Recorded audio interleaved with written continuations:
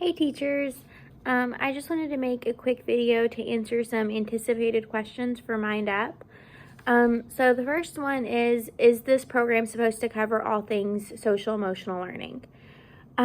This program frankly does not. There's not really a program that covers everything, and most programs that claim that they do don't really, because so much of it is in the moment and the way that you apply it. The purpose of MindUp is to provide common language and to provide a foundation that you can build on to teach all of those different components within social emotional learning. So it's not a catch-all that's going to do everything, but really nothing is. The point of it is to be a piece of the puzzle that works with our other existing systems so that we can meet those needs with our kids. Another question is, if it doesn't cover everything, why did we choose this program in particular? This program offers a lot of consistency. It is great for providing a foundation with that common language. It's easy to implement because pre-K through 2 uses the same lessons, 3 through 5 uses the same lessons, and the lesson themes are the same across the board. This program also makes it a lot easier to implement over time because there are only 15 lessons, and so it's not as intensive as some other programs, such as Second Steps. And another question is, can I still use Second Steps? You can definitely still use Second Steps. We're not taking it away. Nobody's going to come to your classroom and get it and say you can't use it anymore. This is just another resource, and this is going to be our primary resource that the whole school is going to use. So you can still use that to supplement or for your other Viking Virtue lessons. It's just, this is going to be like our main thing. Why did we buy this? We actually did not. This was purchased with grant money by the district. So this was a whole program that we didn't have to invest any money in, which is great. And it's been bought for almost every school in the district. So as they go up to middle school, they're going to be using the same program, and they're going to hear that same language repeated. When am I supposed to teach this? During Viking Virtue time would be the best time to implement this. And it shouldn't take like every day of your Viking Virtues time every week. So there are 4 parts to each lesson. The way that I'm going to do it in my classroom and the way that I'm going to record the lessons, for those of you that just want to use my pre-recorded ones, I'm just going to teach like 2 parts on like Monday, and then the second 2 parts on Tuesday. And then Wednesday, Thursday, and Friday are going to kind of be like my flex days for Viking Virtues. And so that's where I'm going to fit in other things. So like activities that I think my kids need.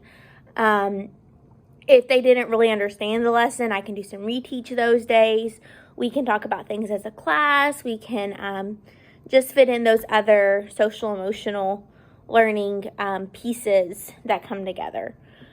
So there are 4 parts to each lesson, but you can do all of those 4 parts in a day. You can spread that lesson out over the whole week if you just want to do 1 part a day, and then just leave like 1 flex day. Or you can split it up however just feels right for you in your classroom. You know what you need to use that time for. Another question is, when is our school starting this? Our school is starting this on January 11th. So that is not the week that we come back from Christmas break, but the week after. So that week that we come back from Christmas break, we left open because obviously we're going to be trying to reacclimate them to school because they've had 2 weeks off and they're little. But that next week is when we're hoping to start this. And what if I don't like the lessons Ashley made? You don't have to use the lessons that I made. I just put those together because I think that makes it easier to implement. And I know that some people, it will be more practical and more user-friendly if they can just start a slideshow and click the button to play it on the big screen during their morning meeting time with all of their kids. that's easier for some people to implement than having to read through the lesson, think through how they want to do it, create a presentation, all of that. So you don't have to use the lessons that I made. I just shared that because since I'm caught, I had to do it anyway. And I thought that would make it easier for us to implement if you want to use it. The next question, are we still following Casey's Viking Virtues calendar? We're going to be moving to MindUp, and her calendar is based on second steps. You can definitely still use those second steps lessons because MindUp only has 4 parts to each lesson. So if you want to do like one part of MindUp the first 4 days of the week, and then that last day of the week, you want to do something with second steps, you can do that. Or you can do something related to that theme that last day, or you can do the whole lesson in one day. It's really up to you the way that you want to do it. But our priority is to try to use MindUp so that we all have that common language and we can use that with other things that we're going to be doing. And the last one, are there resources available for parents to support their children at home? I've been making a Mindful Moments newsletter, which just focuses on a social emotional learning competency. It explains what the competency is to parents, and then it goes over some activities they can do at home. We're going to continue that, and it's all going to be focused around what the lesson is for MindUp. So one of the great things about MindUp is that the lesson focus is the same, like for lesson 1 for pre-K through 2nd and through 3rd through 5th. So even though the lessons look a little bit different because they're trying to be age appropriate, the general content of the lesson is the same. Like it covers like the same social and emotional learning competency. So whenever we send those newsletters out, it's going to be focused around the same competency that we're working on in school, if that makes sense.